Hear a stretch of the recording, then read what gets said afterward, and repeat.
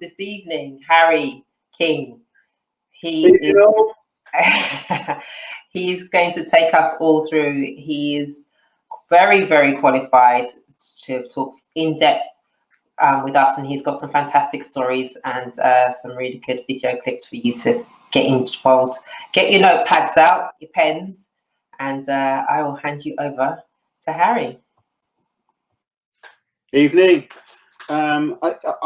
I thought it would be really good to take you away from performance and what it takes to win, our motto, and look at people and ourselves as coaches and how we interact with people.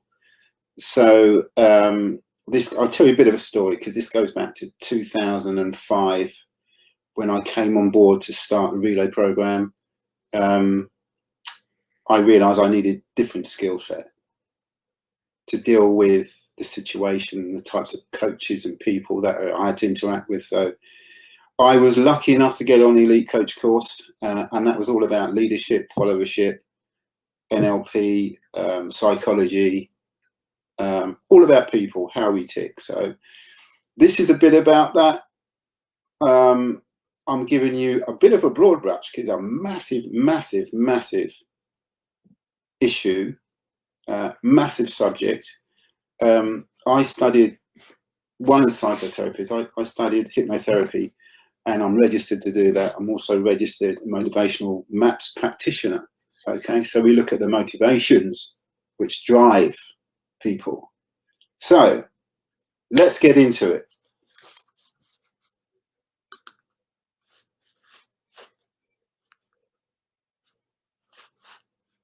Okay.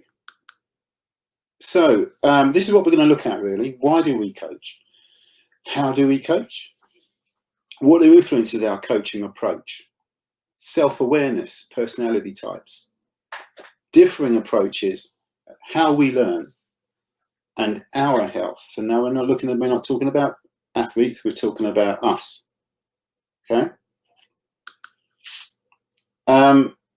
This you might not have seen, which is shocking. You should have seen it, because this is England Athletics Coaching Charter. And I'm not going to read all of it right now, but can you just read? Well, I'm going to read autonomy.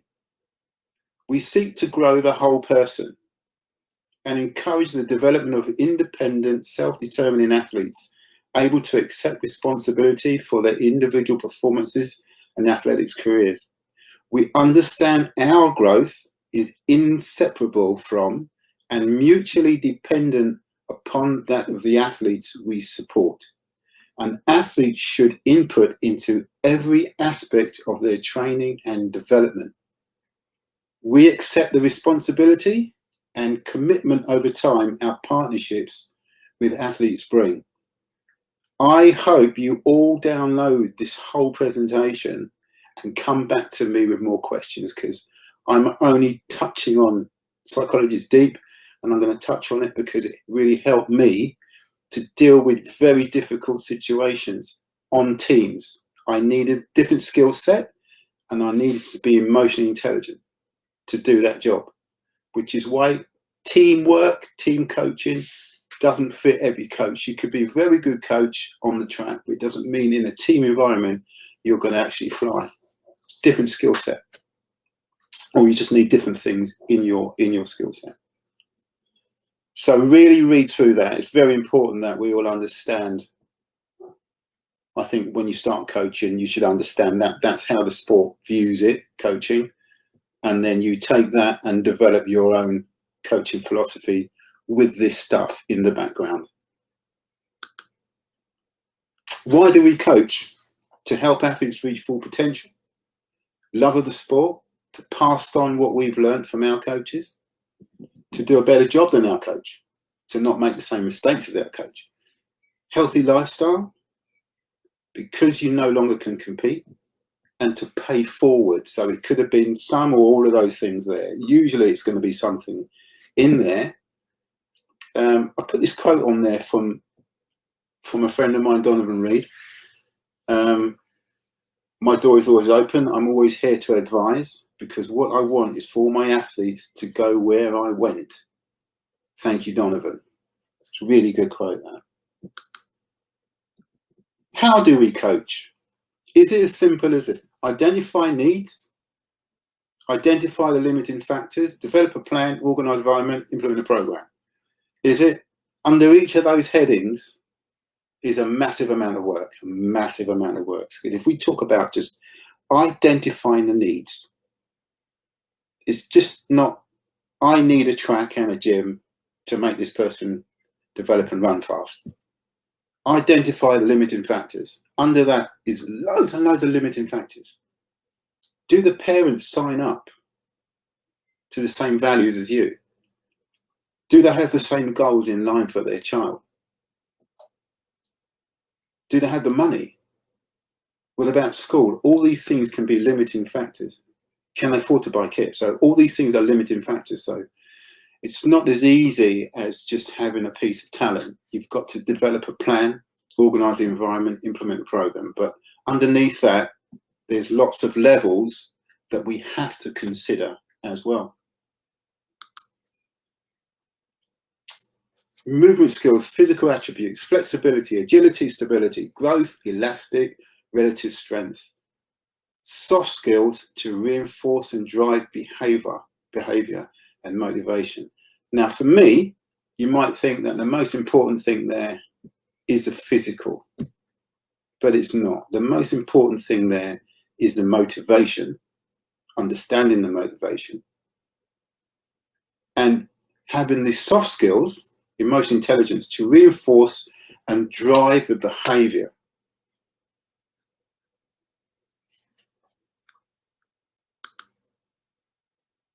What influences how we coach? Well, learned behaviors, in other words, how we behave, up to a certain age, till we get to puberty, we learn from our parents. Over masculinity, femininity. Sounds a bit strange, but okay, if you've got a coach that's overly masculine, and it sounds strange because you think a man is a man, but some people can be over masculine, but then they've got somebody in the training group that is over feminine, and the two, oil and water. Oil and water, unless the coach is emotionally intelligent enough to recognize what he is and how he's perceived. So it's a funny word, but I would really dig into that a bit more. I can't get into it here. I could talk for an hour on that, so I can't really get into it. Socio-cultural context. Well, this is to do with, it's not just the environment they live in. It's the environment they grew up in. It's the influences at an early stage, because that is where their behaviors and their drive and their value and everything come from. So also with organizational climate, same thing. This is about how you put together the environment that that person, that talent is going to flourish in. Is it positive for their psychological well-being as well as their physical? Is it positive on both? Is the coaching group going to have a positive effect on the person, on each other? Because they're interdependent. So work ethic, self-esteem, values, beliefs, and goals. Coach's behavior. All these things influence how we coach. Are we aware of them though? And that's the big one, I think. Are we aware of how we coach? What makes us effective coaches? Coaches' effectiveness is due to many factors and how they interact with and affect one another, not just what the coach does. It's crucial to remember that as you work on becoming more effective as a coach, you focus on your own behavior, not just in an athletic context. but learn more about yourself and your athletes. So this way you become, if you go back to the coach's charter, it talks about the involvement and growing as a team, as a unit, and it's about understanding each other. Off the track. Why is this important? In a team situation, we don't have the opportunity to coach people's athletes. That's not what they're there for. On a team situation like a major games, that's taken away from you, your facilitator. But also you have in your armor is emotional intelligence. So how can I get the best out of this athlete? It's not my athlete. It's all psychology. It's all psychology. And you have to understand this. I was speaking to Shani yesterday about 2006 World Junior Games in Beijing, China, where our key player in the women's 4x1 decided that they were not going to run. And this was 40 minutes before the final. We're in the warm-up, on the warm-up track. And I didn't know what the hell was going on. She refused to warm up. And I was watching the clock warm down, watching the clock go. Dave Collins was sitting there watching me. You okay, Harry? I'm going, yeah, I'm okay. I found her coach, who wasn't allowed in the warm-up, and he said to me, you haven't let her go shopping, Harry. I said, what? He said, yeah, her reason for training so hard was that she wanted to go shopping in Macau, and you won't let her go shopping. I said, well, no, because I don't want her to use her legs yet. I want to save her the track. So I then did a deal with her and said, okay, I'm going to take you shopping tomorrow in a taxi. And then she was up fine and she ran. And I think I got bronze medal, I think. But that was me not understanding the drivers and the motivation of the athlete. And it's very important that we understand why they do things, because it might not be the same reason as a coach, just to perform. So they were training hard just to get to China so they could go shopping. It could have been totally different if I'd have lost my rag, and I nearly did.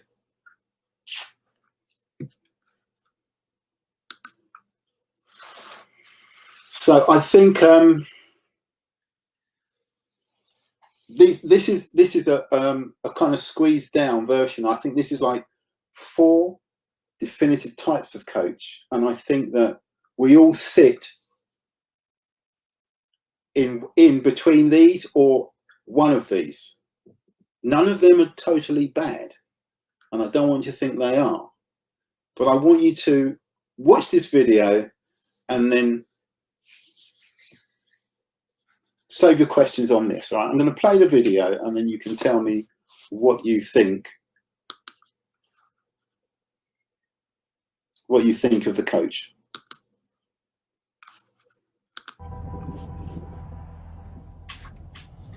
I don't know what to say really. 3 minutes to the biggest battle of our professional lives. All comes down to today. Either we heal as a team, or we're going to crumble. Inch by inch, play by play, till we're finished. We're in hell right now, gentlemen. Believe me. And we can stay here, get it kicked out of us, or we can fight our way back into the light. We can climb out of hell. 1 inch at a time. Now, I can't do it for you. I'm too old. I look around, I see these young faces, and I think, I mean, I made every wrong choice a middle-aged man can make. I threw away all my money, believe it or not. I chased off anyone who's ever loved me. And lately, I can't even stand the face I see in the mirror. You know, when you get old in life, things get taken from you. I mean, that's part of life. But you only learn that when you start losing stuff. You find out life's this game of inches. So is football. Because in either game, life or football, the margin for error is so small. I mean, 1/2 a step too late or too early, and you don't quite make it. 1/2 second too slow, too fast, you don't quite catch it. The inches we need are everywhere around us. Hell yeah. They're in every break of the game, every minute, every second. On this team, we fight for that inch. On this team, we tear ourselves and everyone else around us to pieces for that inch. We claw with our fingernails for that inch. Because we know when we add up all those inches, that's gonna make the difference between winning and losing. Between living and dying. I'll tell you this, in any fight, it's the guy who's willing to die who's gonna win that inch. And I know if I'm gonna have any life anymore, it's because I'm still willing to fight and die for that inch. Because that's what living is. The 6 inches in front of your face. Now I can't make you do it. You gotta look at the guy next to you. Look into his eyes. Now I think you're gonna see a guy who will go that inch with you. You're gonna see a guy who will sacrifice himself for this team because he knows when it comes down to it, you're gonna do the same for him. That's a team, gentlemen. And either we heal now as a team, or we will die as individuals. That's football, guys. That's all it is. Now, what are you gonna do?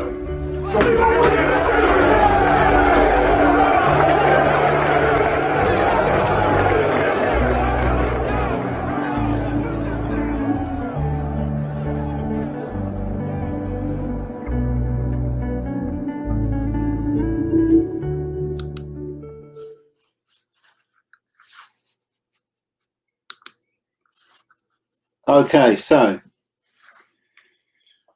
well-balanced coach? I think so. I think he probably sits when he's actually doing coaching, probably number 1. But he knows how to flex between the 4. And that's the skill, and that's the creativity, is to be able to turn, and you can see how he's looking and saying certain cues to different people, because at the end of the day, he can't do it for them. They've got to do it, right? Now, I can tell if you speak to Clarence, Clarence is on here.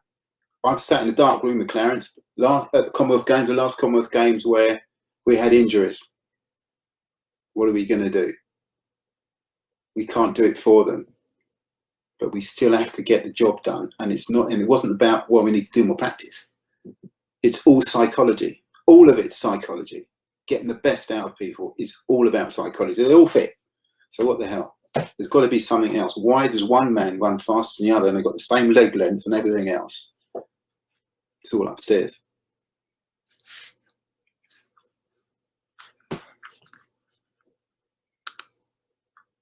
So here we go. This is the authoritarian coach. His take charge personality, results driven, highly focused. This type, excellent setting goals and hitting objectives. Naturally set the bar high. They have a gift for allocating roles. The downside is that they don't always provide enough information for the task because they're just driven. The thing is that self-starters seek autonomy. Some athletes may need more help and need to discuss specifics because they struggle with a lack of detail, with the just do. They don't take the necessary time to develop relationships. So they're not good at tempering criticism and giving positive feedback. They just want what they want, and that's it. So what does it do to the athlete? It can lead to fear of failure and frustration. And what does the athlete do? They leave. They leave because they can't grow. There's only a certain type of person we are able to. It's not every type of person could flourish under that type of coach. If the coach doesn't flex his style, if that's all he is, then he's going to lose a lot of athletes. The collaborative coach, this coach understands the importance of team dynamics, very good at fostering cooperation. They possess excellent listening skills and listen more. This allows athletes to find their own solutions rather than telling them what to do. This style helps athletes to build confidence in their abilities and promotes a process-driven coaching environment. Why is that good? It's because when they get out there on the track at the championships and they get in the call and they're on their own. The downside, they give into pressure. The coach will give into pressure rather than stand by their decisions because they want to be collaborative, which may not be the correct way forward at the time. So they disrupt the planned, agreed program to be collaborative. And they have a tendency to hold back when constructive criticism is the right approach. So I, hand on heart, was probably there. And because I've studied all this over many years and had to look at myself as an elite coach, I learned to look at myself, and it's a hard thing to do, but I think we should do it, and not a lot of people do it. I got into a habit of every end of every season, look in the mirror. What did I do? Can I be better myself? Forget the athletes. Their performance is dependent on my performance. So can I be better?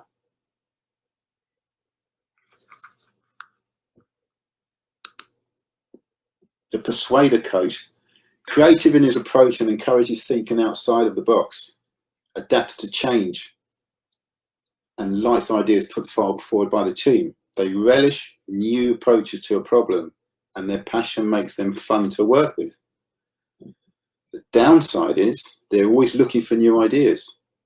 So they tend to take on more than the team can manage, and they confuse the team because they're always changing the program and adapting the program. And they don't always communicate the program well and the changes. So what happens? They leave. They leave, or a certain amount leave, for sure. The diagnostic coach. We all know some of these. Super organized, careful planning means the athletes know exactly what to expect every day. Boom, boom, boom, boom, great. They encourage the team to update their skills and relish the challenge to apply their problem-solving abilities. When ideas are put to them, they carefully analyze and overanalyze, covering all the outcomes before they put it forward for practice. The downside, their thorough style means that when things do not work as planned, then they start to overanalyze and question the program. What does this do to the athletes? They lose confidence. It's very negative. So the athletes now become risk averse because the coach is showing risk averse, so that they lose confidence in the coach and the program. And what do? Off they go.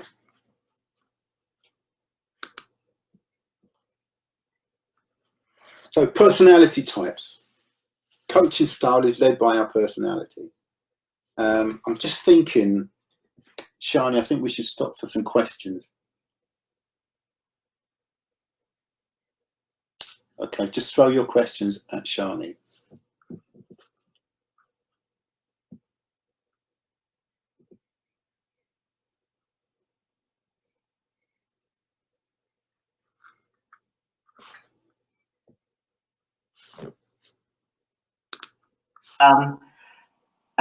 Rachel says, should everyone have a critical friend, Harry?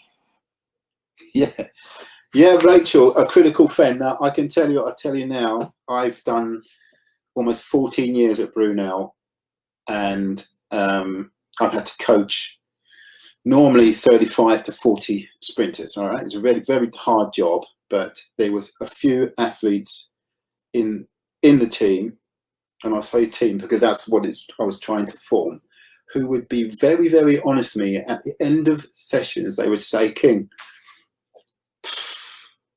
that didn't go very well. And I say, right, why not? What happened? And they say, well, it didn't go well for you. He said, you didn't deliver it very well. And then we'll sit down and talk it through, and they make me look at myself. So it's really good. If you've got in the group, in every training group, you're going to find somebody that they want to understand everything. So it means that you have to be more critical with yourself, how you deliver, and understand what that person needs. So a critical friend is absolutely gold dust. Gold dust. Not just about athletics, just about life. Just about life. Asked for that, if you can send her some information or where to go about the masculinity and femininity. Yes. Yeah. Very interesting. Yeah. Let me turn my. Mike says, how often do you reflect formally, i.e. do some sort of written reflection as opposed to purely mental off-the-cuff reflection? Well, if I was counselling full-time, I would have to be in self-reflection once a month. So when I'm coaching at university, that was, remember, they're 18 years old. They're coming in at the point in their life where they're starting to develop their own values and beliefs. Up until that point, they're kind of still living on the parents' values and beliefs, right? Learned behaviors. Now they're starting to develop themselves as people, and so now I need to look at myself and understand exactly how I portray myself to the outside world, and it's not usually how you think. So I went through 3 years of psychometric analysis on Elite Coach. So we've had to look in depth at each other. But if you've got somebody that's honest enough to tell you exactly what they think of you, and not being nasty, but how they see you as a coach mentor, how you deliver, that's gold dust. That's gold dust, because that's the only way you can get better. You're telling your athletes what you see. You need somebody to be telling you what they see. Yeah. I agree. Several people have commented that don't you need a bit of all four of those traits to be? Yeah, absolutely. I mean, that is, you know, what I call a well-rounded coach will be able to have all of those different types. They'll be able to, or at least flex between them and understand how they can do that, because you can actually do that. But it's, can you do it and be with some genuineness? Yeah, because if you're not congruent, if you can't walk the walk and talk the talk, then people see straight through it. So you do need to be able to, to be well-rounded. Well-rounded. Glenn Wood has asked, do you think it's possible to change your natural style? That would be like acting. right? Because what's in there is in there are your core values and beliefs. It's like, okay, if I was going to do some hypnotherapy with somebody, believe it or not, I can't make you bark like a dog unless you want to. Okay, so I can't make you, I couldn't hypnotize you and make you go and rob a bank unless it fits your core values. So what we really believe inside, if we can coach close to our values, you're super coach. All right? If you can walk the walk and have that posture of, and that confidence that this is what I am, I'm not walking to the beat of anybody else's drum but my own, then that is the best place to be. I think for someone to say, well, I'm an authoritarian coach, but I'm going to go against that and I'm going to go and be a persuader coach. Nah, I think no. I mean, I'll get down to why, because it's about how you choose the people in your team. Because there are certain athletes that maybe what you would be thinking then, if I really sit in authoritarian totally, some types of athletes, personality types, that are not going to flourish, and you're better to let them go. Next one says, I find it really difficult to contain my own enthusiasm, so often give way too much info and address. How do I curb it? Set your plan, and I think I set my athletes down. I set them down in October in a room, one-to-one. We go through what their goals are, because you need to understand what their goals and values are.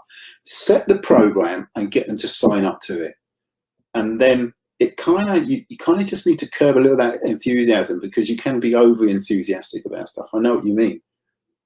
I know what you mean. Difficult. It's just training. Any more? Okay, we're going to push on now. So this is personality types, and I'm going to run another video now, and some of you can tell me, what type is this teacher? Is he good? Is he bad? Is he a bully? Or is he just a bully? Or is there another side to this?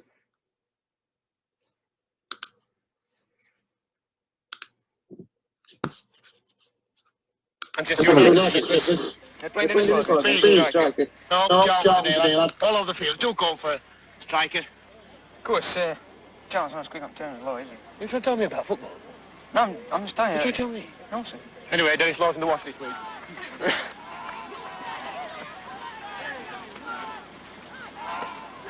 No goal, sir. No goal, sir.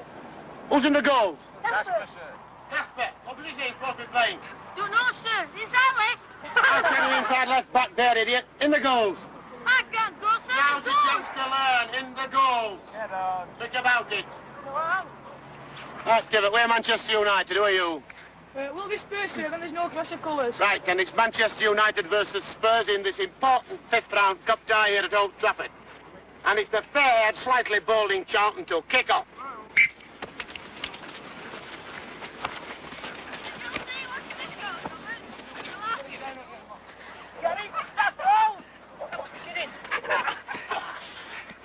Come on, Speed. What are you playing with, lad? You should have been on the move, lad. It's at your feet. Flash it, Ryder, quickly. Where's the rest of this team?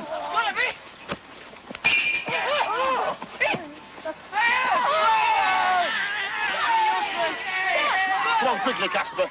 I've never seen such slack work in my life. I've never seen such slack work in my life. What's that for, sir? Slack work, lad, slack work. Take that ball at the field, Parker. Get this, lad. Get this shit done and all after. Cross the ball. And John goes through. Oh, never! Penalty. Never! Who do you think you are, Bremner? Penalty. Outside the next one. Outside that semicircle. Sorry, Claggy, drop! I take the penalty on this team. That's not Dick Clegg. No one moves till this ball's kicked. Just watch this, Guthrie. Right leg.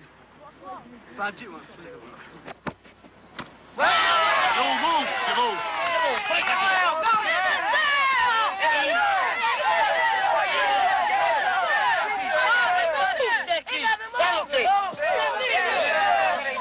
Behind the 18-yard line. I better shove it, Blackie. I'll chop there. You got everything, sir. What do you like, Paddy? Take it, sir. He moved. I didn't move, sir. The referee's decision is final. How long do you referee? Let's go on this time, sir.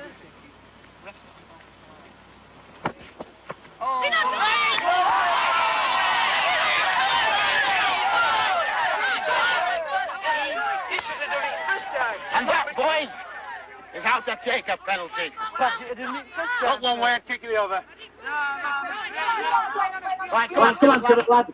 And Bobby Charlton has equalised for Manchester United. And the scoring goal.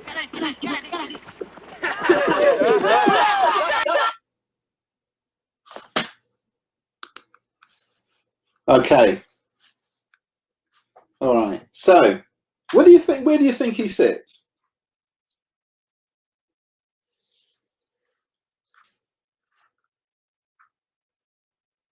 Well, let's have a look. Let's have a look now, because I think we all, you know, if you're as ancient as I am, you'll understand that, you know, what we've all had a games teacher.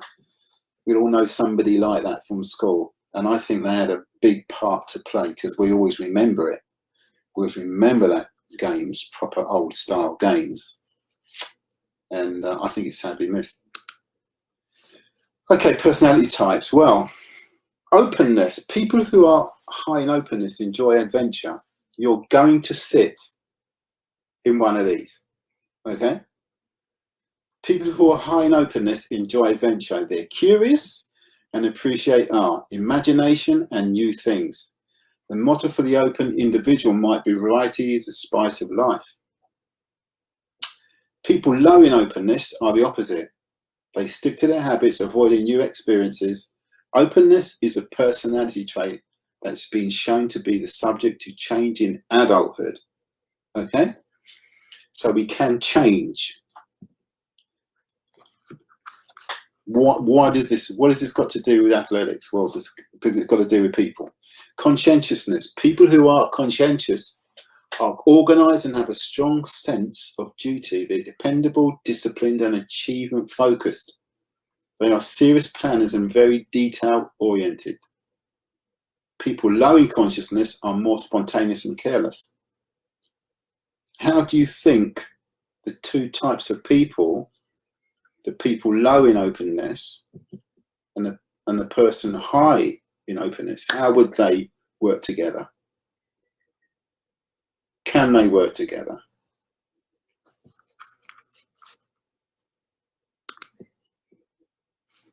Extroversion.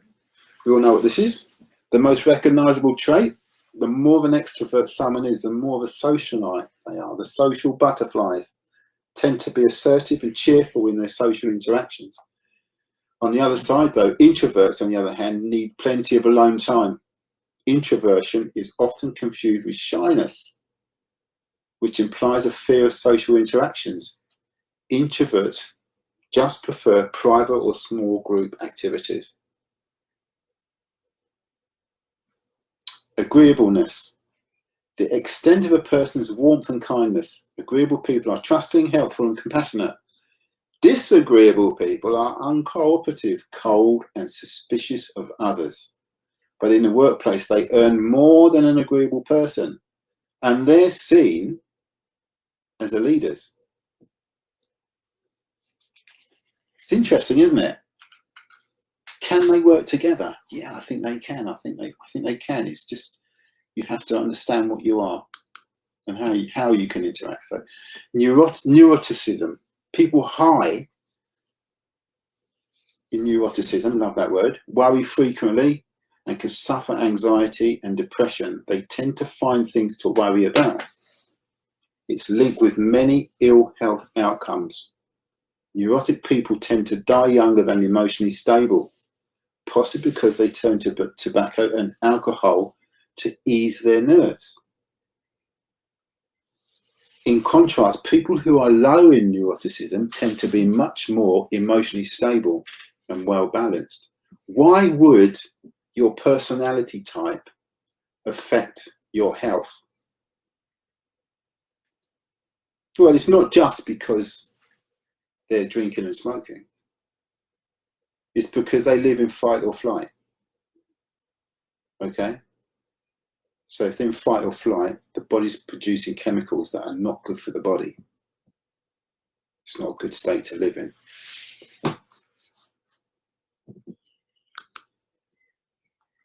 So let's just go back there, right? Where do you think he sits? He's extroversion.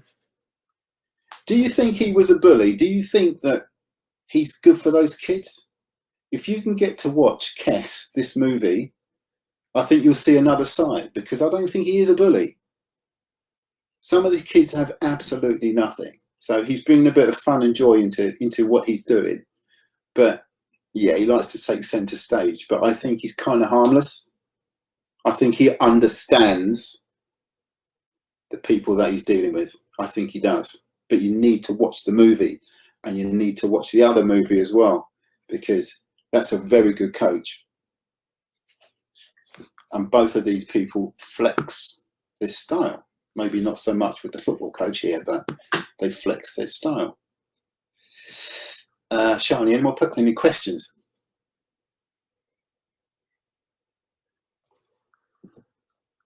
Shani, you there?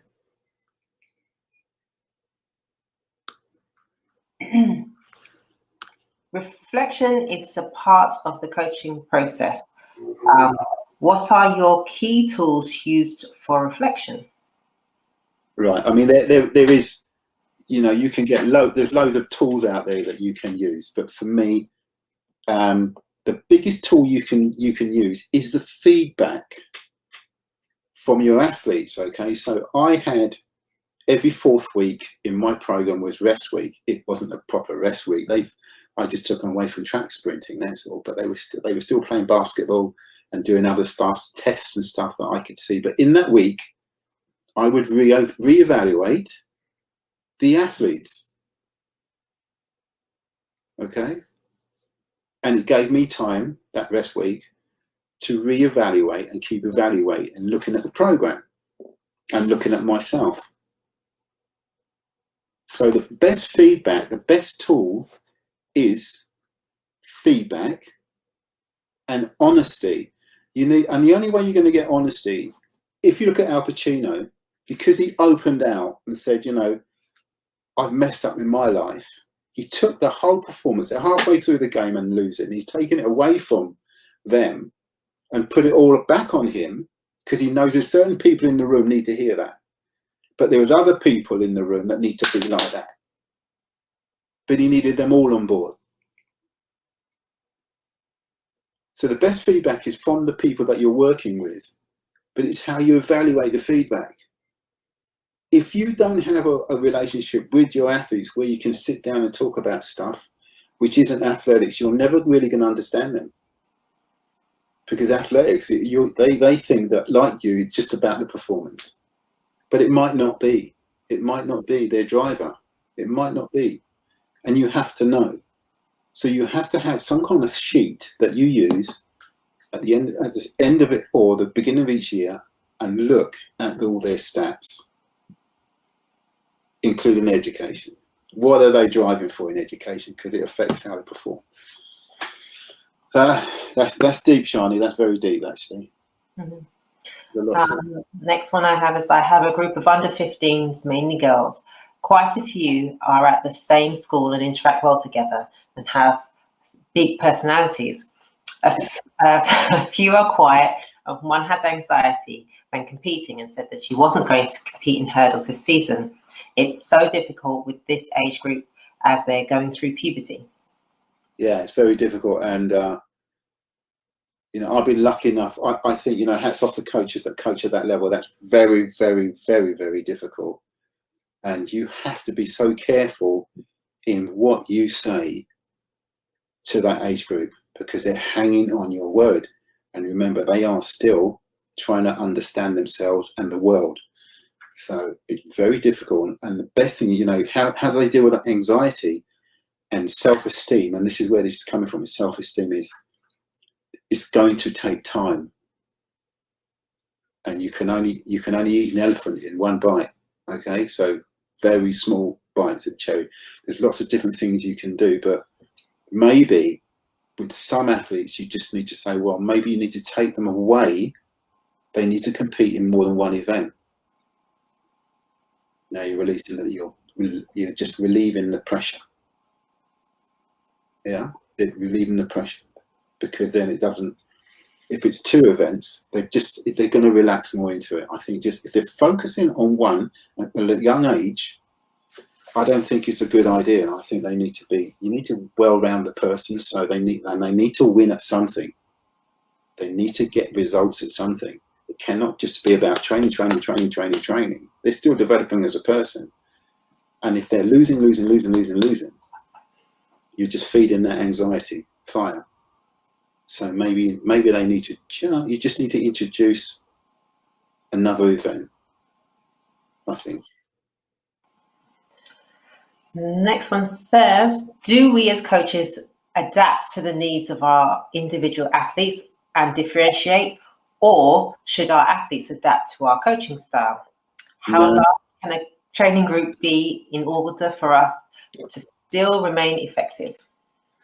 It goes back, if you look in the coach's charter, see yourself as part of a team, involve them in the program. When you write the program, if you write a program, mate, if you expect them to just come in and do what I say, you're not going to get half as much as saying, we are going to do this. If you say you're going to do this, if you say we are going to do this, it's a totally different concept. And I think they're just more obliging. They're going to buy into it if they feel they're part of it. They've got to feel they're part of it, because it is about them. It's about you too, but it is about them. And I think that it is difficult. And I think if you've got a group of, most people have got 8 to 10 athletes, let's say. Okay, club, it could be 10 to 20 athletes. But even so, you still need to do that evaluation early on of each athlete and just see where the common lies and which ones just need a little bit of something else. You're going to have to do that. If you're not going to do that, you need to make the group smaller, because some people are going to leave. Not only going to leave, you're wasting their talent. So you have to do that bit. You have to evaluate them. And when I was talking earlier on about their socio context, where they came from, what are their beliefs and values, if you don't understand that, you can't get the best out of them. You're growing people. I have one here from John Davis. How do you assess if the parents are driving the bus more than the athlete? It's a good one. Who's that from? John Davis. Yeah. Oh, give me a different. Thank you, John. Yeah.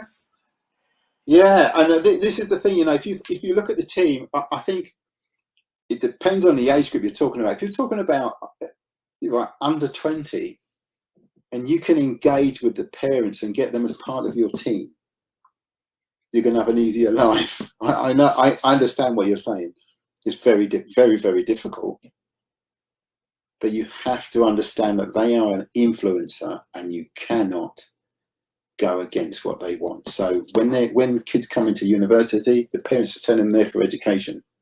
All right. You as a coach have to understand that's the number one reason. It's not that they're not coming there to run. So you have to try and balance all this stuff together. and getting the parents on board is massively important. Massively important.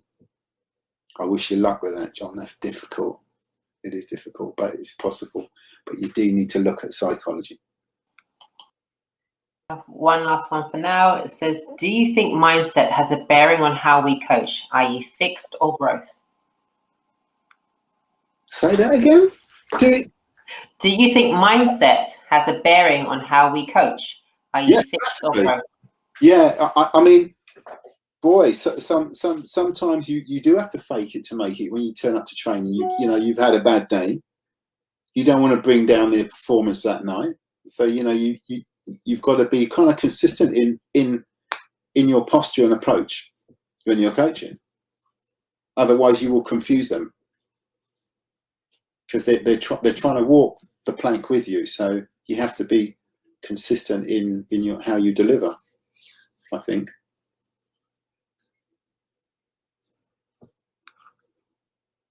What?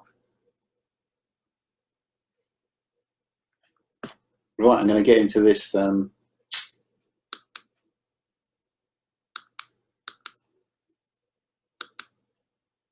Okay. We're talking about us now because we're not, you know, it's a closed room. We're talking about us as coaches now, okay? And these figures are not even I've put this up here. Coaches play an influential role in the lives of athletes. Therefore, self-awareness and emotional intelligence help us to stay healthy because they're bringing their problems to us. Well, that was my experience at Brunel. I would go to Brunel Uni at 6 o'clock and leave there at 11 because of the chat that they want after training about stuff that's nothing to do with athletics. But they're away from home. So then I feel responsible to listen. Okay? So a coach will spend upwards of 600 hours per year coaching, 20% of your waking hours. 20% of your productive waking hours, you're coaching. The downside, depending on your personality, coaches can become disconnected from day life, which has a diverse effect on personal relationships. The demands of coaching can become obsessional when you start to get results, positive results. You then start to focus even more on the coaching and less on life outside of athletics. So coaching becomes a stressor, which will impact on general health, even more so if the coach's profession is also pressured. So if you work in a day job, which is pressured and stressful, and then you come to coach and you're getting results, the stress can increase. The pressure can increase, especially if you've got young, gifted and talented and they're getting results because they want to get better results.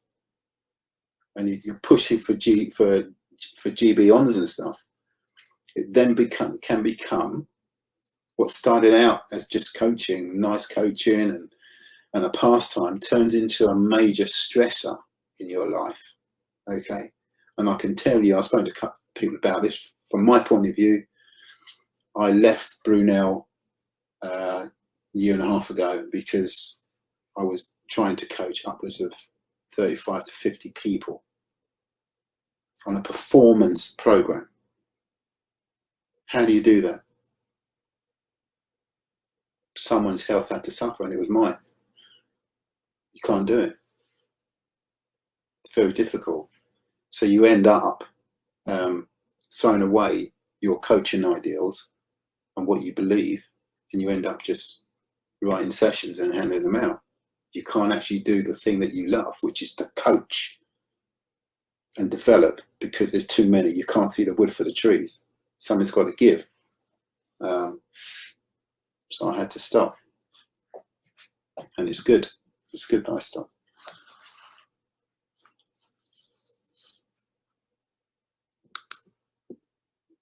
So We balance or we fall off as coaches. And I've put this up. I put this on here, and I want you all to, at some point, not right now, but to do this reflective tool. It's very simple. Look at yourself. But also, when you've done this wheel of life, it's going to identify. It's very simple. It's to identify things that you are not focusing on, and maybe you should. Okay. And the idea is a perfect wheel of life would make it, when you join your dots up, you'll see in a minute, your wheel will actually roll. So if it's a bumpy road, if it's an in and out wheel, then there's things that you need that are probably too low in their score that you need to work on. So you just rate each aspect on the wheel from 0 to 10, put a dot, and when you've done them all, join up the dots, and let's see whether your wheel will roll. This is basic psychology. We're just messing around with a little bit here, but some of you might look at this and think, you know what, I'm going to have a real good look in the mirror at myself, and then I need to see somebody. And that's a really good idea. And there's nothing wrong with that. And we shouldn't be frightened of mental health, because we spend, if we want to build, we work on our body, the health of our body, but we don't do anything for mental health. It doesn't mean there's something wrong with you, because if you go and see a counsellor, it doesn't mean you're going to them because there's something wrong. But we can always improve our mental health. It makes us more resilient. We need stress in our lives, but we need the tools to be able to manage the stress. So it's very important that we do just simple things like this. And this is something you can do just twice a year. Do this, and then sit down and go and talk it through with somebody. Okay? If you feel you need to see somebody, then you should. My email's there. If I can't help you, I'll point you somewhere. But I think that you should have a look at this anyway. So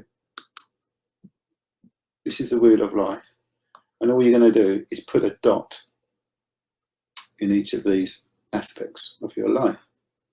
You're going to rate each one from 0 to 10, and then you'll write in 3 things that you think you can improve on. So it will look something like this. Okay?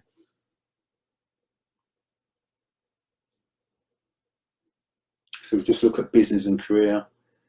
These are things that do more work with self, contribute more at work, quality time with children, go out with friends. It's just, and it's a snapshot of your life, and you can actually make this wheel up for yourself. You could put in more aspects of your life into that. But it's a very healthy thing to do. Very simple, but it's accurate. Why is it accurate? Because it's yours. It's your life, isn't it? So it's very accurate, but it's a snapshot. And it absolutely works. And it works only because of what you do with it.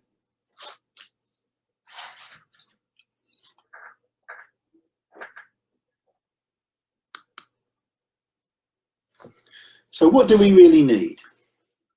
Most of us would have seen Maslow's hierarchy of needs, and this is how we grow as people. And the overriding thing about life is we want to be happy. In order to feel more fulfilled, we follow our passions and purpose. But what is your purpose in life? There are 3 ways to define what you have, what you do, who you are. As we grow as people and develop, we move through the aspects of this hierarchy of needs until hopefully we get to self-actualization. Right? For most people, that could be just being financial freedom. Okay, but that's how we move through life. I would suggest that you download this whole presentation and delve into it. Okay, or come back to me, and you can my email's on here, so you can fire lots and lots of questions at me. So a coach's hierarchy of needs. Same thing. Everybody's end goal in life is to be happy. In order to feel more fulfilled, we follow our passions and purpose. What's your purpose in sport? 3 A's define the same thing: what you have, what you do, who you are. Passion and interest, that's your drive. Experienced, life and CPD, which is what you're doing now. Emotionally intelligent, self-awareness. Communicator, effective communication. This is about actively listening, not just hear, how was that run? And just hear for the answer. Look beyond, it was okay. You know, so effective listening, communicator. Inspirational, leader. Inspire through your behaviors. Congruence, trust and honesty. Now hang on your word. If you can walk the walk, walk the talk. Empathic, understand people. Understand people. Not sympathetic, empathic. Empathize. Understand, why is this person always late for training? Let me understand why they're late. It might not be because they're lazy. It might be another reason. Challenging philosophies, challenging your own coaching philosophy, other people's, reading and understanding people and philosophies and their own philosophies. Even your athletes will have some kind of philosophy of life. Their parents will as well. Does it sit with yours? Can you make it work and sit with yours? High self-esteem. This is through our actions. And it's not always about getting a PB, getting some for championships. If you move something from 13 seconds to 12, you've done the damn job. You've absolutely done the job. Engender trust. I don't have to say any more about that. That's just about being honest, isn't it? And then you'll be happy. So if you can hit all those things on that list, then yeah, you will have self-fulfillment as a coach. But it's not always about the gold medal. It's about growing people. Any questions?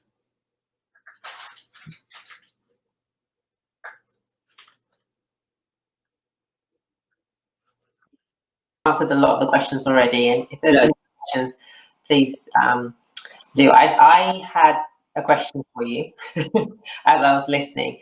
How would you describe your journey? Because you've obviously studied this for a while, and you're qualified. And how has this impacted your coaching? Yeah, I was really lucky that UK Sport paid for me to go and look and just do this whole discovery into psychology and psychotherapy and stuff. And I've used it. I've used hypnotherapy. They were really interested to see how I can take that back into performance. Now, can I? Yes, I absolutely can teach someone how to use self-hypnosis in a performance environment and get the best out of themselves, right? Because we are looking at the subconscious, which is the driver. It's not your conscious mind that drives, okay? It's your subconscious. So, and any kind of, that kind of therapy, for want of a better word, absolutely can work, okay? So hypnotherapy, anybody wants to discuss it? Motivational mapping, where we look at your motivations, athletes' motivations, which you might not really understand exactly, okay? But yes, have I used it? Yes, I needed, boy, I've done so many GB trips where I've needed to be emotionally intelligent and have so many different skills. I mean, I've got a reputation for that, where I've told the team, you're not competing tomorrow until you tidy your rooms, okay? And I've done that. I've had situations where people have lost accreditations because of the state of their room. I've had a situation where I had the relay team up until 2 o'clock in the morning at the Europeans fist fights, and I kept them in the room until I got to the stage where I said, right, in the morning you'll come down to breakfast, you sit down and you eat together. Absolutely. Otherwise you give me the kit back and you're going home. And I got it okayed with the team leader, who we all know. I'm not going to mention his name. That's exactly what happened at World Juniors. And in the morning, they were all down together and they got medal. Okay? But sometimes they don't understand how their actions are going to influence the performance. And we as coaches, and I'm not their personal coach, but I need the skills to be able to make the difference to what I say and how I behave. And you have to be a stickler for that, is that you have to walk in your own moral compass. If you can follow your direction, they will follow you. If you are playing a game and not congruent, and you're not showing them the true you, they're not going to believe you. They're not going to believe you. Clarence is on here. He'll tell you what we went through. Well, this is why Clarence loves to death, mate, because this is why he's done so many team events, team stuff, championships. Because at the end of the day, when the chips are down, in every championships, there's always someone ill or injured, and you are still got to get the damn result. Mm-hmm. Absolutely. I think the stat used to be 30% of every major championship team would be either injury, illness, or other reason why their performance would either not happen or go down the tubes. Okay. That's a third of your team, pretty much. Well, Commonwealth Games, both of us agreed that we wanted to go out 5 weeks early and get the relay stuff done. And that's what we did with the Commonwealth Games in Australia. But also, every time, I never told anybody I was doing this, but every time I drove the guys in the bus to training, I mentioned the word gold. Right? Just subconsciously, just off the cuff, every time they were together, I was bringing up the word gold. Right? When it came down to the heats of the 4x1, they were already talking about gold medal. They weren't even talking about silver or bronze or nothing like that. Making the final, they were there just to win. Absolutely. And we gave that all the time. What we were going through, trying to work out all these different computations of how we're going to do this. But to them, we knew exactly what we were doing. Absolutely. Yeah. Psychology. It's all about psychology. It's all about psychology. And if you're the leader, if you are there as a coach, you better understand that people want to see that you are absolutely confident in what you're doing. Mm. Even at championships here, it doesn't matter what it is. Are you confident? I watch coaches in the warm-up and they're going to pieces. And they're looking at times all the time. It's all about time. Well, it's nothing to do with it. If you won the World Championships in 11-2, who gives a damn? You won. So why are they all looking at times? It's not important. It's about winning. And there's also an art in knowing when to step back. Because I remember the first time I won trials indoors in the 200 meters, and I'd expected to make the final, but that day I woke up and I ran. And I remember I warmed up, and Clarence and Donovan were there, and they were involved in my warm-up, and then the semi, it's getting quieter, fewer people in the warm-up. I was like, oh, right, okay. Won my semi, got lane 6. And I remember I finished what I needed to do. I said, Clarence, because it's now final. I am very much favourite to win. He's like, Clarence, what should I do? And he went, I don't know. And I remember, What do you do? Yeah. What? You're my coach? And I was like, oh, okay. And I just did what I felt. And afterwards, I said to him, why did you tell me you don't know? Because you did know. And he said, you were already doing it. I didn't need to tell you anything. That would have confused the situation. You just needed to carry on doing what you were doing. And I won gold. And it was, so there's always also, he what you were saying about knowing your athlete. He knew me. He knew that I was in a zone, even if I didn't realize I was in a zone. But he was able to take a step back and just say, "You got this." So in his way, he literally shrugged and turned his back to me, like, "That's all right, do whatever." And I was like, "This is the final," but it was exactly what I needed. And there are other times when he's more specific.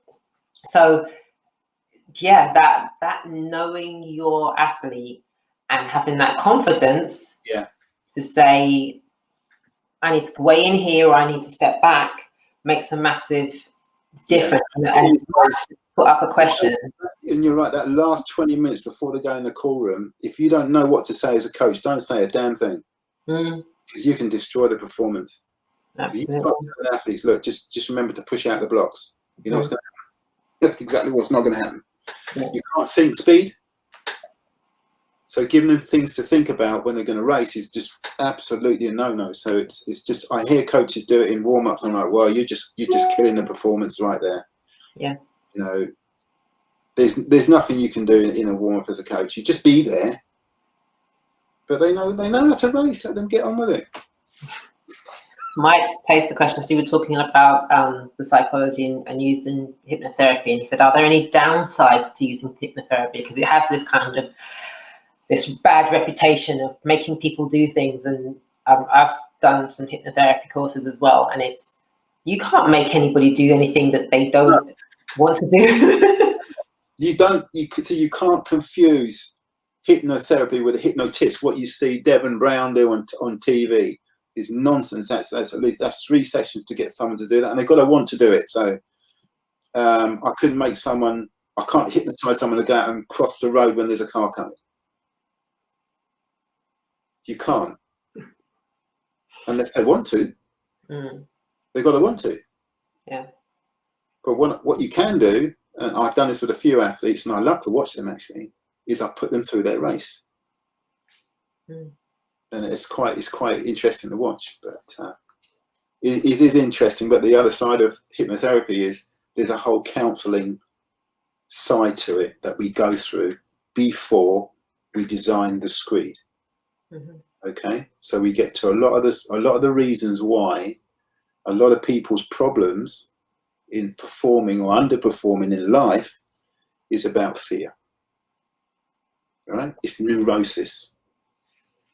It's neurosis, and that can be overcome easy. But you need to talk about it first. There's a lot more to it. Very good question here from Virginia. How do you deal with another coach who you feel is not communicative and is not providing a positive training environment at your club and appears to be holding athletes back? Big question. Yeah. If you can encourage club coaches, and I think it needs to be done, encourage them to do CPD. If that coach was on this tonight, he would look at himself, right? Absolutely. Yeah, so I just think that all coaches should be in some level of further training. They shouldn't just get a badge and then coach. I think they need to be doing CPD. And this kind of stuff is going to come more and more into it, because this is what it's about. You're growing people, and it's incumbent on them to be doing a good job, because they are growing people. And that's not a good coach. It's not good. It's really not good. So the club could encourage, meet them halfway and say, okay, you need to do some CPD. We'll meet you halfway with cost. But and make them, they need to look at themselves, and then they'll realise, wow.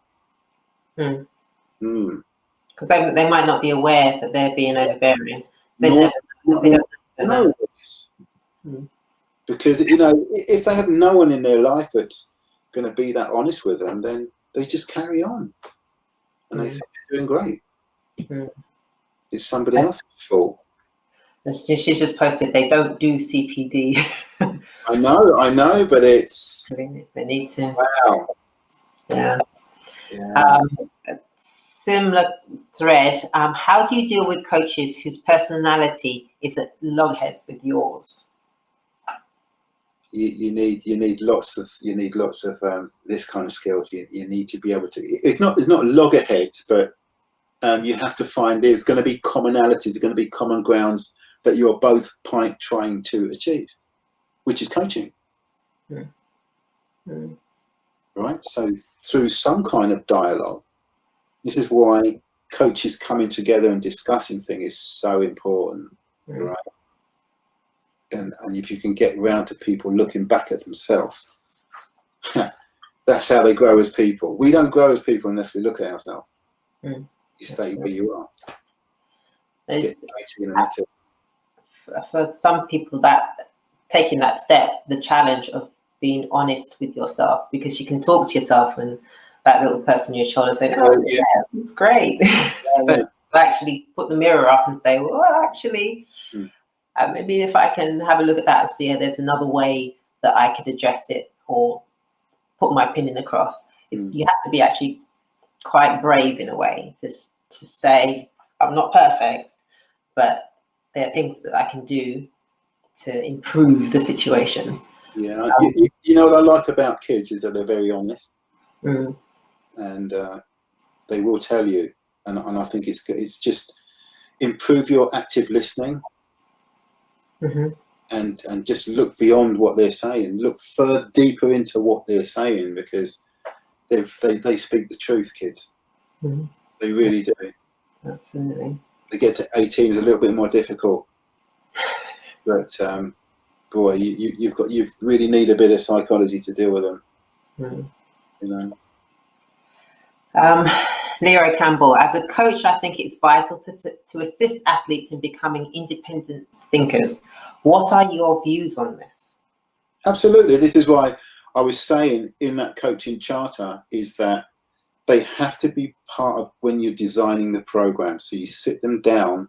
I think you speak to your group about their year, how they performed, and then you start to design the program, and you build the program in consultation.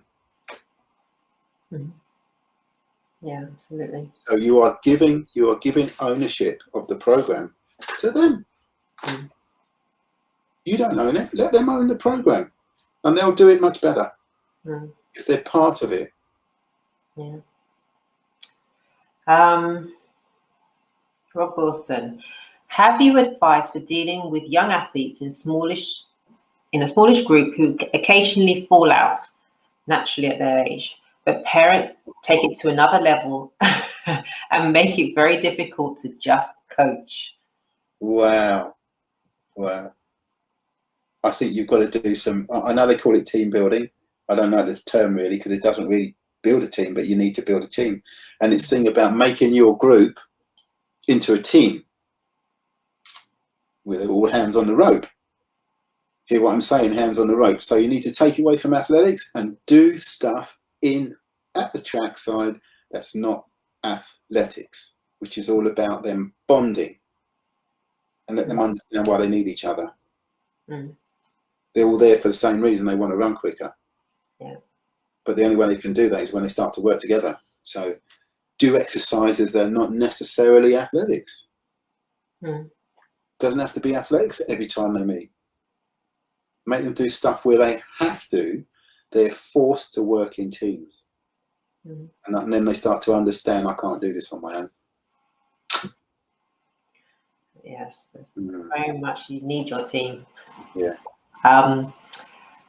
Doesn't CPD only go so far unless it addresses the fundamental issues with the root of their behavior? Well, there you go. You know, when we spoke about this socio context, you've got to. This is when you start out coaching somebody. You need to understand where they come from to get them where you want them to go. So I don't really see that an issue. It's that's part of coaching, is that you've got to look beyond the track to get what you want. So you've got to know more. Know your athlete. You said so yourself, Shani. You've got to know. You know, Clarence and Donovan knew exactly how you perform upstairs under pressure, And it's just understanding, where did this kid come from? What are the people around them? And that's going to give you clues how they're going to perform. Grow. If they're going home to a household that's totally negative, no money, no food, and they come in training and they're underperforming on the track, you've got to look beyond that, because you might be thinking, well, he just doesn't try, when really he's got no damn fuel in his belly. And the only way you're going to know is through communication. Yeah. Actively listen, use the right cues, and just look. Are they focused? Why is it they can't concentrate when they come training? Is it because they're tired? Probably not. It's more to do with they've got no damn nutrition.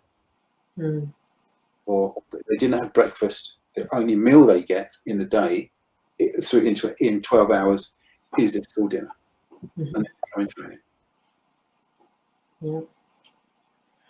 Unfortunately, it's far too. I know. Moment. It's a big issue. Yeah. We've only touched on it, seriously, but oh mate. Okay, lots of people agreeing with the CPD comments, and then there's a question. Rachel asks, "Is there a wheel of coaching? This may help reflection." No, So I can make one up very easy. Give me a couple of days, and I'll put one to Shani. We can do one. I can attach it to Athletics Hub. That's fine. Yeah, we can put it in. it's a good idea. How do you talk to those really talented athletes who seem to lack the motivation to give 100%, but are still better than everyone else? Well, is that the ones that just don't want to try, but because they're coasting, or the ones that don't believe in themselves, but they're really good? Because there's two sides to that. Yeah, so you could have a situation where someone's bullied at school, so they get low self-esteem from that, but they've got natural talent. Again, it's communication. I think you need to get to the parents and find out what's going on. You need to know what's going on. There's something going on. Yeah. How are you gonna get that out?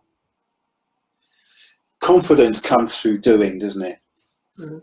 It comes through doing. How can you build that confidence?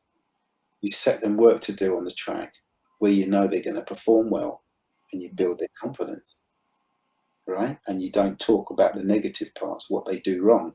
This is a mistake in coaching young people, is to always, not like that, not like that.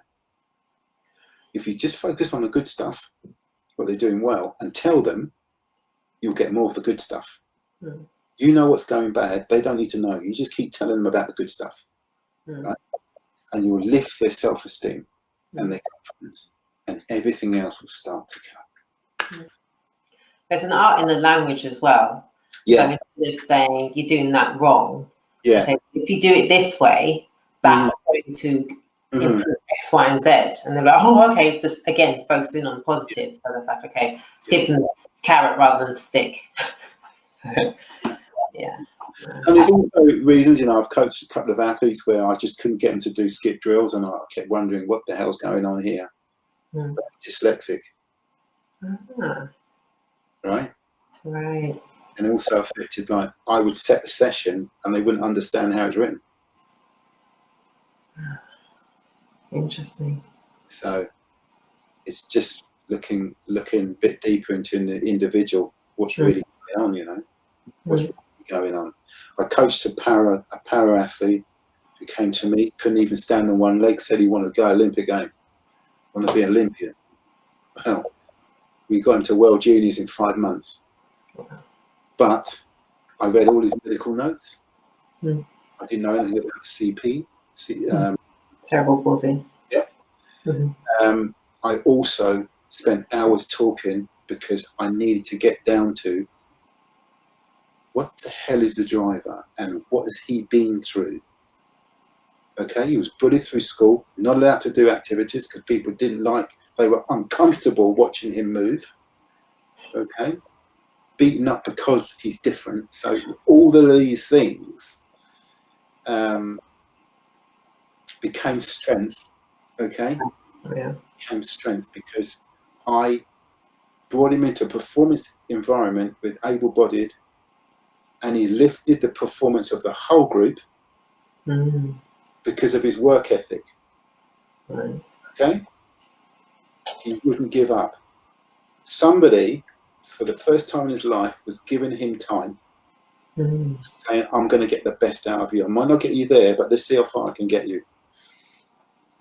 And that it's challenging and rewarding, and every coach should have a go at that. You want to know about yourself because it makes you're forced then to apply all those soft skills I'm on about, all that emotional intelligence stuff.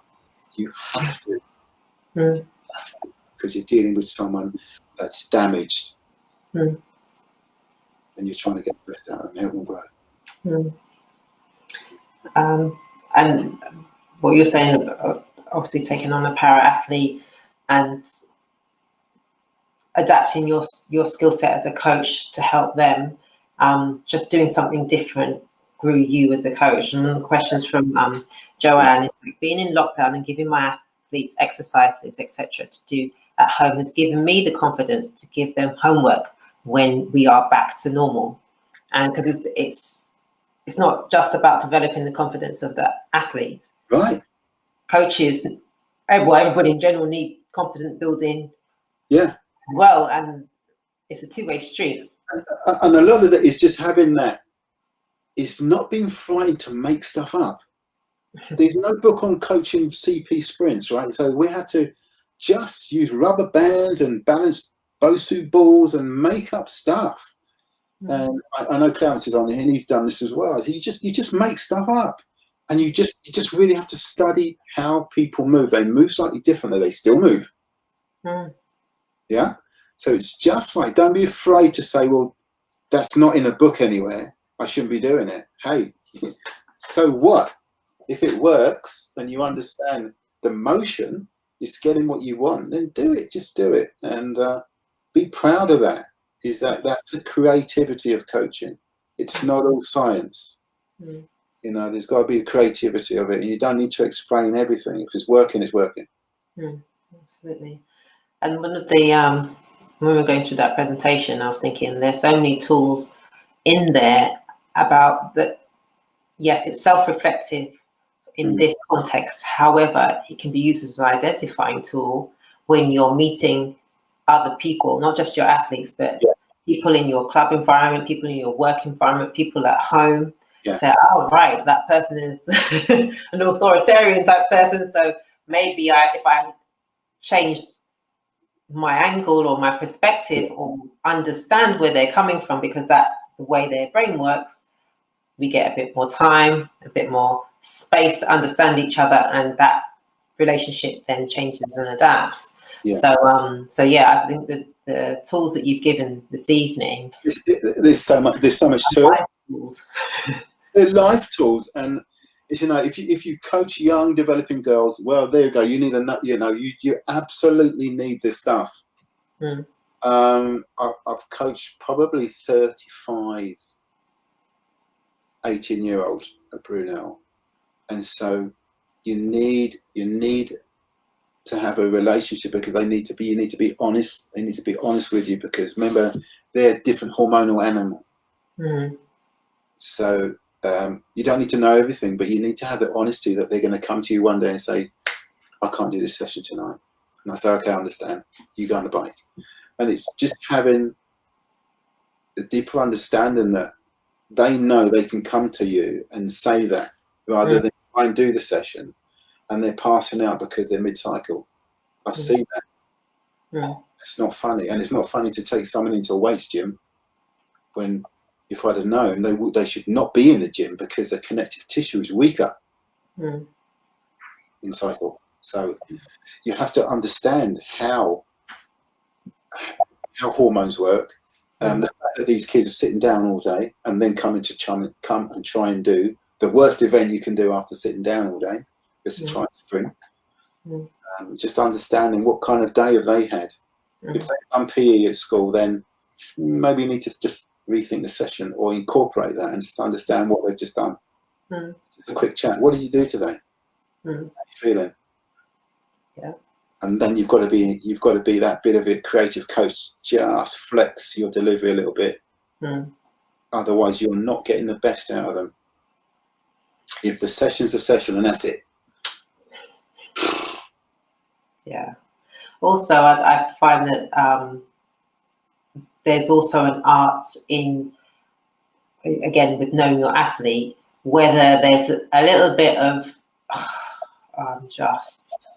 do I have to do that session today? Rather than, I'm genuinely tired. I've genuinely done too much this week, today, or I've got other things going on that absolutely you're like, okay. And that's why after 1 year at Brunel, I changed the program, and I went every 4 weeks. You've got an easy week. They knew they work hard for 3 weeks, and then they know 4th week if they needed to go off and just hit the books. I don't want to see you, because you know what? When they came back, I got a psychological lift, and I got physical. I got super compensation, and they came back and they're busting PBs. And sometimes they just don't need to train hard all the time, and maybe 6 days a week is too much. So I ran the program as 4 to 5 days a week. And so people used to say they're not training enough. That's not true. It's just how you put the program together. I think they train better like that. And also, how would you motivate those? Because there would have been times when they were more than fine to do the training, and they just kind of they rocked up, and their mind wasn't necessarily in the right place. But that was fixable on the day. With some words, like, how do you motivate people to say, okay, let's change your mindset, let's put it to work, and we can get something out of it? Like, well, you've got to evaluate very quickly, and this is about actively listening. Are they feeling rusty? Are they stale with the training? Are they mentally tired? Because usually it's not physical tired, it's usually mentally tired from the day. Or do they just need a break? I was really lucky in that from the outset. I wanted them to be honest with enough to say to me, I don't fancy it tonight. And I'll just say, I don't want to see you, bye. See you tomorrow. Missing one session is not the end of the day. It really isn't. I'd rather they didn't do the session than do it and get hurt.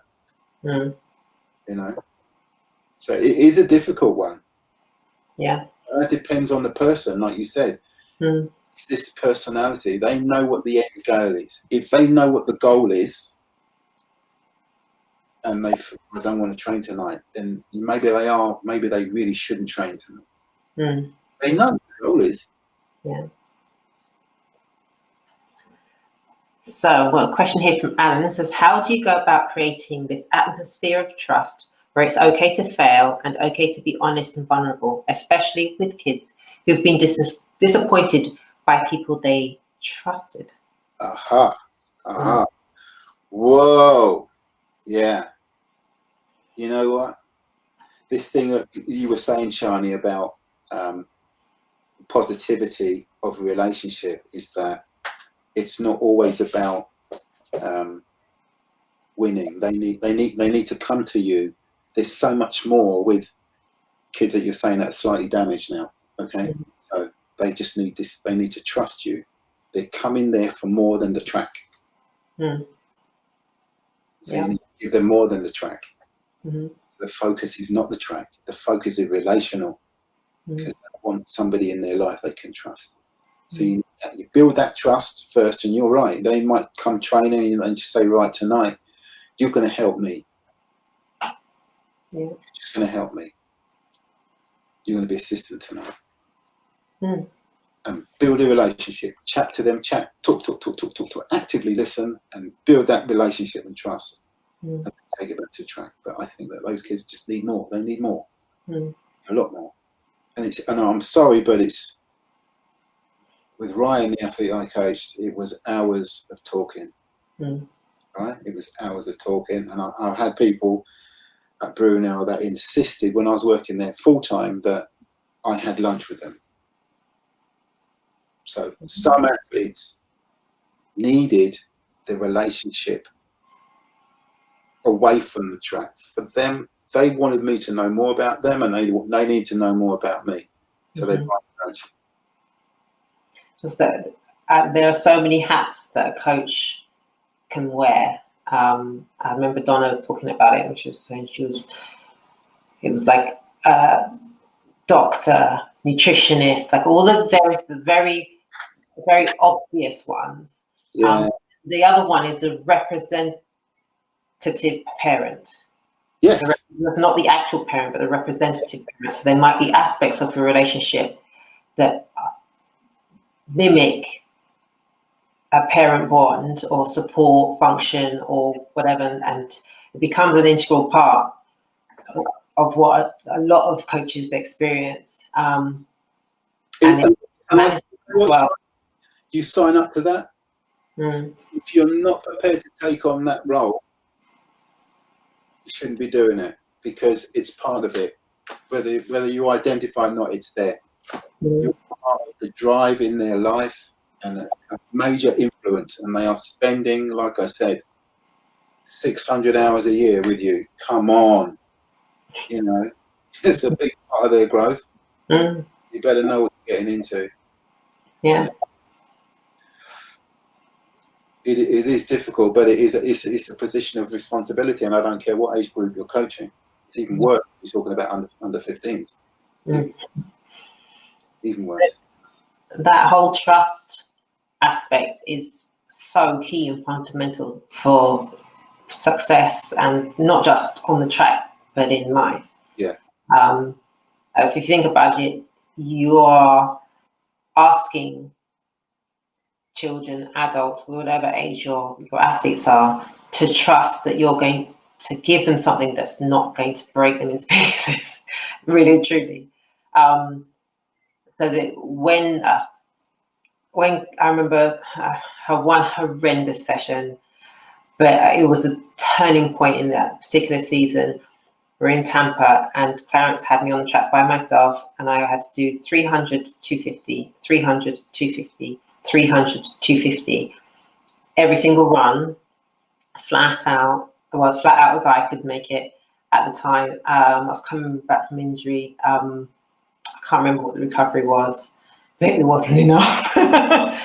And it's for the first time in my life, I told Clarence no. It was on the other side of the track, and I stopped. I bent over. I was on my face, and he's like, "Yeah, let's go to it." And I said no. And I'm the sort of person I do as I'm told, so I was really not in a good space. But he marched over. You know, was staff sergeant in the army. Marched over, literally picked me up and walked and talked. You know what you just said about talking? Yeah. And he talked to me, and he made me talk back. He knew I could do it, but he knew I'd stopped and doubled over, and I wasn't breathing properly, and therefore was wasting all this energy and not re-energizing my system. So he made me talk. I can say this in retrospect, because at the time I wasn't very happy. And literally we walked across the grass. So I had extra recovery, and then he said, "Off you go on the track 3." So, and I ran it perfectly fine. And I will never forget that session, because he showed me that I could push myself beyond what my perception of what I was able to do. And I'd already been to the Olympics at that point, 2002. He knows you. He knows you. And also, I trusted him. I trusted he would never give me something I couldn't do. End of story. And so there were times when you're doing training sessions, and he would say, "That's enough for you, stop." Yeah. So you build up that relationship, because I knew that he was paying attention. Even if we've got a whole big group, he was paying attention to everybody. Yeah. And that, to me, is a sign of a really good coach, who takes that time to get to know everybody. And obviously, I was with Clarence and Donovan for years, but that is key. Yes. If you don't take that attention to detail with your athletes, They're underperforming. Yeah. and it like you kept saying earlier, that will happen. So so yeah, that trust, as people have been asking, really key. You lot are really quiet, you know. Was I know. I think they're listening. Oh, here's a big one.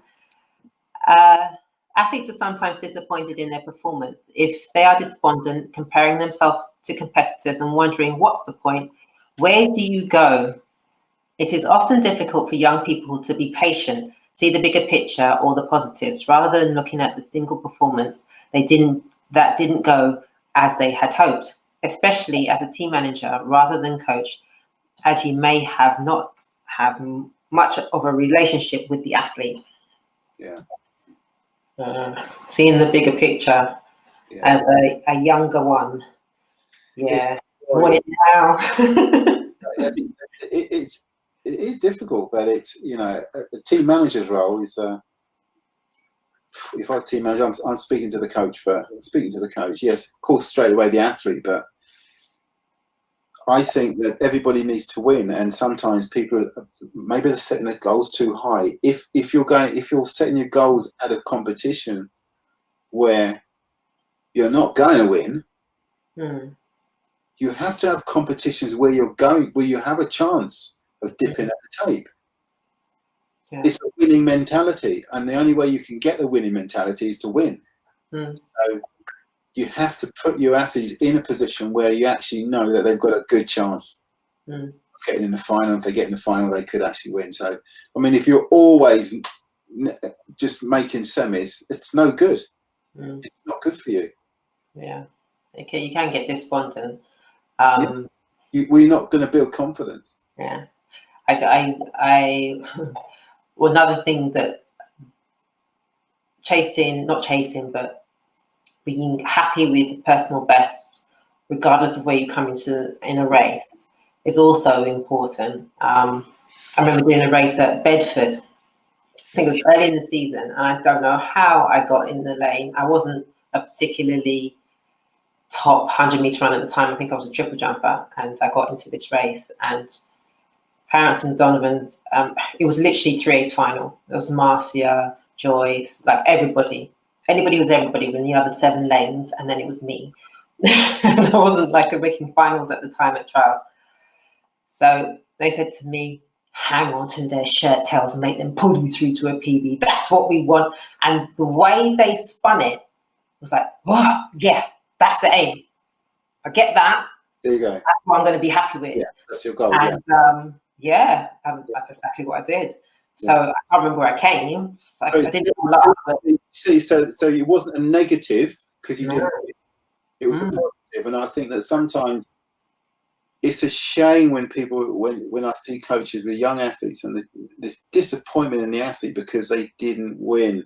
When there's other positives, there's always positives to it, and you've got to build on that. But I think it's important that you put them in competitions at a young age where they're going to win as well. Yes.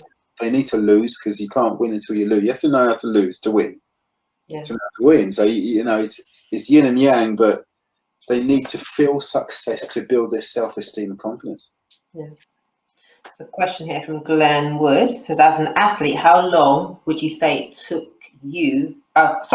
took before you had that trust in your coach? Harry. I didn't have a. Well, I'm telling you, I went to English schools in Plimsoll, I think, the first time. I went in spikes. Didn't have a coach, and I got a silver medal. Mickey Bond beat me. I think he's on there as well. Your son, so he beat me in a 100-meter final. But after that, I was coached and things moved on. But did I trust my coach from day one? Yes, I did. Do you know why? He used to come around my house and sit and talk to the family. So he was emotionally intelligent. He understood the benefit of having this tight bond with people. So he wanted to find out what was going on at home. right? And whether they were driving me as well.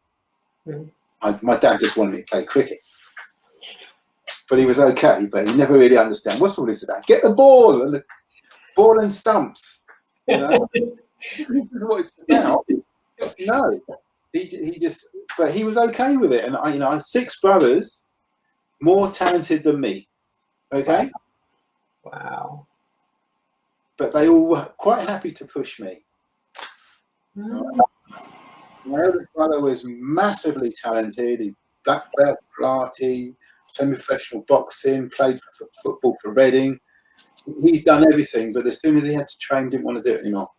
So, but they were a massive driver for me. Yeah. So what's going on at home is so important to know. Yeah. It's key. Huge. Sharon Morris says, what has been your greatest satisfaction as a coach? As a coach,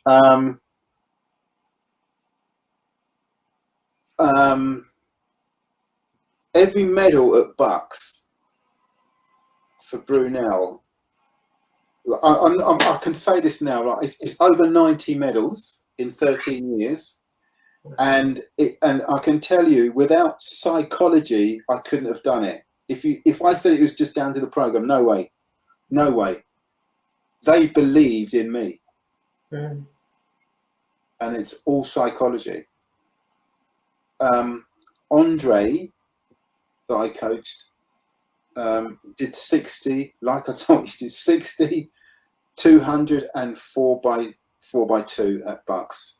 And he came away with the British record for 200. Right? He ran wicked over 200 after 3 rounds of a 60. You know, so I don't know, 7 races in 3 days. It was so nice, but also getting I got the first British record in the Olympic Stadium at Bucks, 4x1. Wow.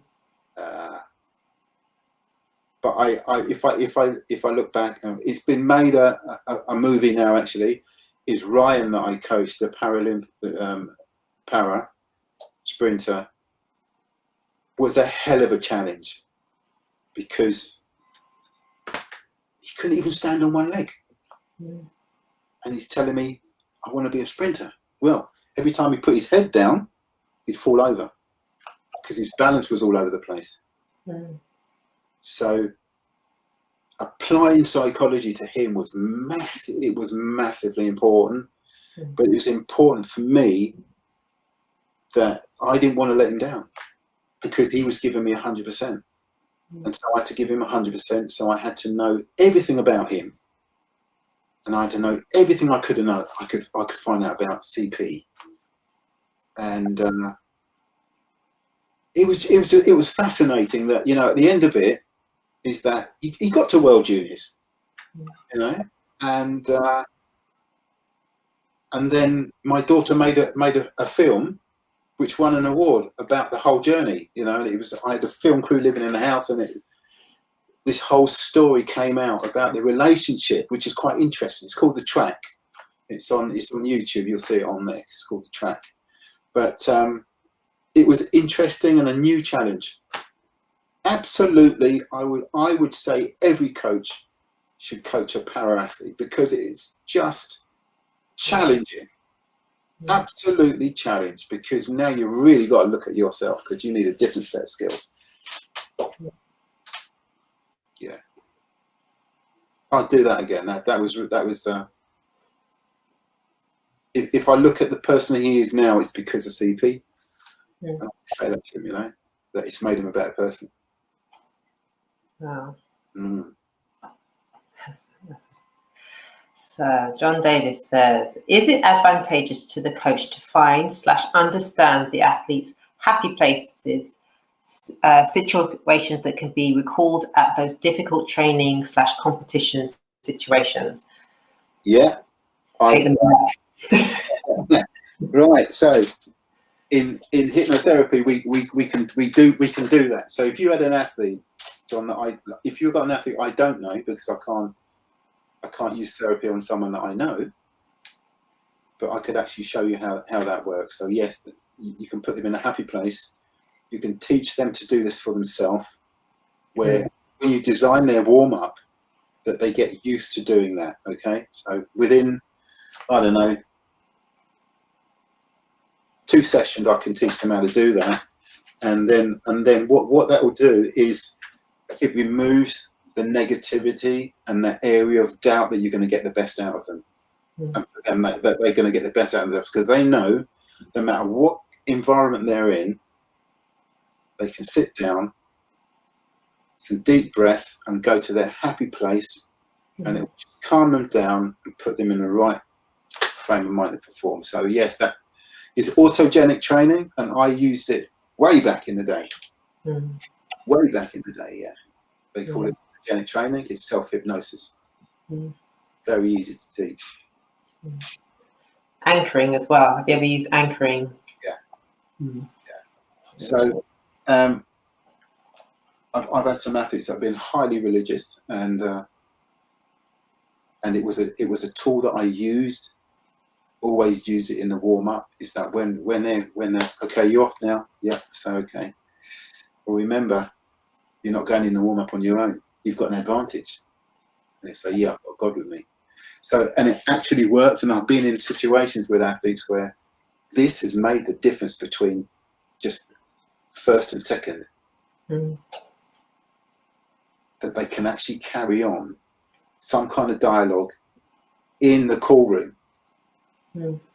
Because in his spikes, he had pieces of paper and stuff, scriptures and all kinds of stuff. My mother did the same thing with me. Every time I raced, I'd look in, there'd be some piece of paper, and I'd be putting my spikes on, there's a piece of paper in there with a psalm or something in it, you know, and it was just incredible. It's just at the right time. It's just the right time. It's just a nice thing. I remember going to European Juniors with Andy Robertson and a couple of other guys, and the relay final, I called Jason Gardner and said, Jason, I'm just about to send them into the call room, and I want you to be the last word. He came to their last practice, and then that was it. He came to one practice. I didn't say anything else, but I told him I might call you, and I called him up, and I just gave them the phone. They were in their little huddle. And I didn't say a word. I just gave them the phone, and I just left them. And it's as if they grew 4 feet taller, and they went in and came back with a medal. But it's just knowing how to apply psychology at the right time. But Jason was just brilliant with it, you know. And it's important that we understand as coaches how we can use that. When Adam Gamelli got injured at the Commonwealth Games, I didn't really get negative about it. I just said to Adam, you're still part of the team, and I want you to take a positive role in it. And it actually worked better. It was like, you wouldn't even know. You know, he was such a team player. Yeah, absolutely. It was a tight unit. Yeah. Brilliant. Well, we've come to our 2 hours. God, like that. You know, when we talk about psychology, and you know, I really wanted to get into some of this stuff about coaches' health, and important that we look after ourselves, and it's good that we reflect on what we're doing with our health as well, right? Because if you're unhealthy, how can you coach health? You have to look after yourself as well. You know, we've lost some good coaches. And stress is a killer, and we need to know how to deal with stress, and need to know when we're under it. We need to understand the difference between stress and pressure, and they are absolutely different things. And as coaches, you're going to feel both. Absolutely going to feel both. But do you have the tools, or have something that you do that is going to release that pressure? I've had my hips done now, so I can't do yoga yet. Clarence still does his yoga every day, and he probably does it more when he's away on trips, because that's his release. Okay, it means that when he's ready to perform, he takes his time out, and when he's ready to perform as a coach, then he's 100% on it, and he copes better with the stress because he's not carrying around the stress from the day before. So twice a day you do that is absolutely the right thing to do. And it doesn't matter what you do. Walk in nature, hold a baby, stroke an animal. They reduce your stress straight away. And it's just very simple things that you can do, you know. I do 15-minute circuit every day. Don't care. I do it every day. Rubber bands, I do it every day. I don't need a gym. But it's important for your mental health that you're doing something. It could be just walking in nature. But as coaches, we get focused. We get this focus going on. It's not healthy if you're unbalanced on your wheel. You need to get that balance in your wheel. Absolutely. It's funny you were saying about health. Rachel, a while back in the comments, said personality and how it affects health. Can this be your next webinar? I'm actually writing one, which is the other side of this. Again, I can't get really deep into it, but it's how it's the personality of your athletes, right? How does this all work together? Okay, and motivation. So we can have a good look at that, but it could be 3 hours. It could be 3 hours. Yeah. Well, thank you very, very, very much, Harry. That's a fantastic presentation. My details are on here. Me. Yes, let's make sure that. Oh yes, carried away. Please download this whole presentation. So know yourself and your athletes. Decide the why, and why so important. Why do they behave like that?